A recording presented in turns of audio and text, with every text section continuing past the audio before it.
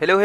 This is Makoy, your Pinoy Laser Guy. And starting today, gagawa ko ng mga laser machine-related contents na pwede kong i-share and makatulong sa laser engraving cutting community dito sa Pilipinas. And to help me make contents like this, pwede kayong mag-comment sa down below, comment section, kung anong next natin na itatry or i-engrave, gagamiting material. And ang napili kong gamitin na machine today is itong Algo Laser DIY Kit Mini. 5 watts po ito. And mag-engrave tayo ng portrait or image. And ang gagamitin nating material is itong basswood, depende. And ang software na gagamitin natin is itong Lightburn and Canva. Yan. Canva and Lightburn only. Start na tayo. First, pwede nyong kunin yung dimensions ng gagamitin yung ito, material. Kung meron kayong keychain, pwede nyong sukatin. Then, para din na kayo nang magre-resize dito sa Canva, dito sa Lightburn, pwede na kayong gumawa ng canvas dito na naka-size na dun. Pero, ang gagamitin ko is itong basswood na ito. So, start na tayo. Ito yung gagamitin nating image from Pinterest to. Resize ko lang siya. Ayan, okay na yan. Pwede nyong i-remove yung background or kahit hindi na, pero i-remove ko to since medyo dark siya. Edit, punta tayo sa edit. Ito yung usual na ginagawa ko pag Canva plus Lightburn lang yung gamit ko. And then yung adjust, auto adjust, scroll up, sharpness, sinasagad ko yan. And itong clarity is 50. Ayan, okay na siya. Download ko na siya, download. Then sinasagad ko to. Ayan. Tapos, proceed na tayo sa download. Wait. After nyan ma-download, is punta na tayo sa Lightburn. Control-I to import. Then, piliin lang natin to. Eto, check nyo. Palagi pa rin akong nagta-trial and error hanggang ngayon. So, continuous learning. Huwag kayong tamarin mag-trial and error. Diyan tayo natututo. Adjust image. Then, meron na akong ginawang preset dito.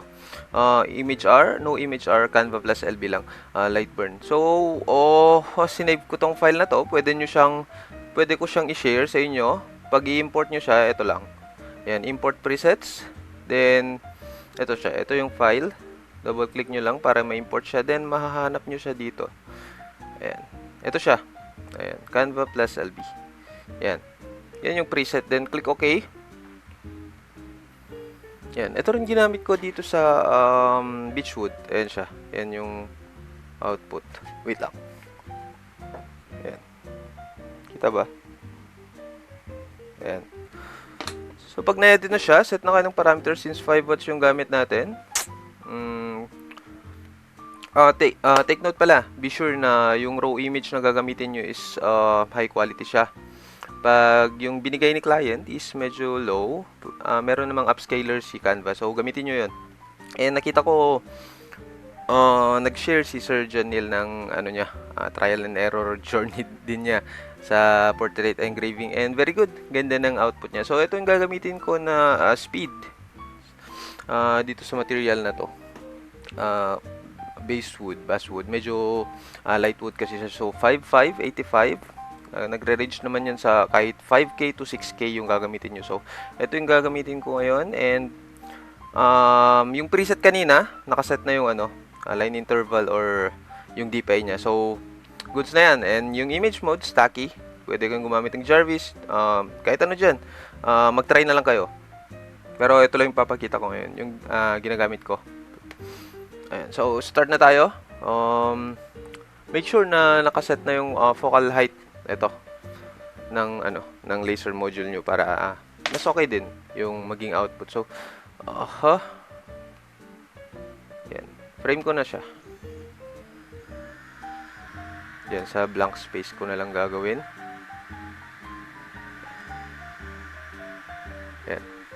Click OK. Then, start.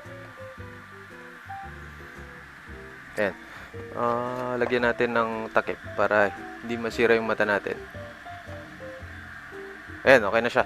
So, since bago tong account ko, kasi na-disable yung lumang account ko for some unknown reason, gumawa ko ng bago para to stay in touch sa community natin. And unfortunately, hindi ko alam kung ba't di ako join sa community chat, group chat ng ano natin, itong group natin. So gumawa ako ng Telegram group. Lalagay ko na lang sa caption or description ng YouTube video since upload ko to sa YouTube. And pwede kayong mag-join doon. Palaguin natin yung community doon. Share tayo ng knowledge and ayun, check nyo na rin yung follow nyo ako dito sa bagong account ko and yung YouTube channel natin, Laser Engraving PH. Subscribe na rin kayo para ayun, patuloy pa rin ako mag-share ng mga ganitong contents. And again, pwede kayong mag-comment kung anong gusto nyong engrave natin next, anong material. Then try nating bumili sa Shopee kung kaya ng bulsa natin, kung ano yung material na yun. Or kung pwede tayo mag-engrave sa mga tumbler. Ayun. Pag may mga tanong din kayo, lagay nyo na rin sa comment section para try natin sagutin sa next video. Ayun. Wait na lang natin na matapos. Fast forward ko na lang to.